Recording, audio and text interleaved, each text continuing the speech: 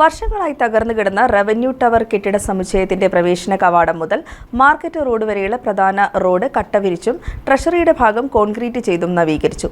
നഗരസഭാ chairman K Tomy Abraham അധ്യക്ഷത വഹിച്ച ചടങ്ങിൽ നവീകരിച്ച റോഡ് ആന്റണി ജോൺ MLA ഉദ്ഘാടനം ചെയ്തു.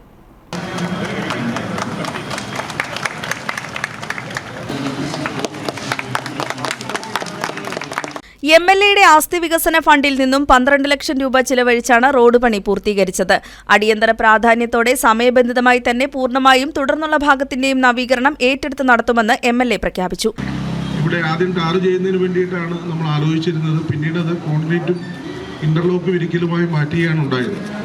ഇവിടെ ഭൂരിപക്ഷം പ്രദേശവും ഇന്റർലോക്ക് വിരിക്കുകയും അത് കഴിഞ്ഞുള്ള ബാക്കി വരുന്ന ഭാഗം കോൺക്രീറ്റ് ചെയ്തുകൊണ്ടും ഇപ്പോൾ നവീകരിച്ചിട്ടുള്ളത്. ഈ റവന്യൂ ടവറിൻ്റെ ഇവിടെ പൊതുവായ വ്യാപാരി സമൂഹമൊക്കെ വലിയ ആശങ്കയോടുകൂടി അത്തരം വിഷയങ്ങളൊക്കെ ഞങ്ങളുടെയൊക്കെ ശ്രദ്ധയിൽപ്പെടുത്തിയിരുന്നു. ഏതായാലും ചെയ്യാൻ കഴിയുന്ന എല്ലാ നിലയിലുമുള്ള സഹായങ്ങൾ ഈ ടവറുമായി ബന്ധപ്പെട്ടുകൊണ്ട് ചെയ്യണമെന്നുള്ള ഒരു കാഴ്ചപ്പാടിൻ്റെ അടിസ്ഥാനത്തിലാണ് MLA ഫണ്ടിൽ നിന്നും നമ്മൾ വളരെ മനോഹരമായി ഈ road നവീകരിച്ചിട്ടുള്ളത്.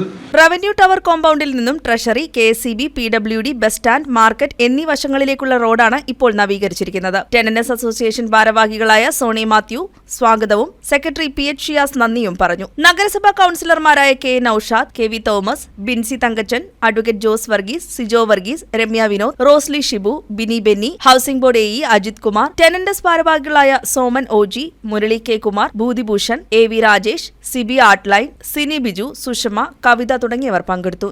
News desk KCV news.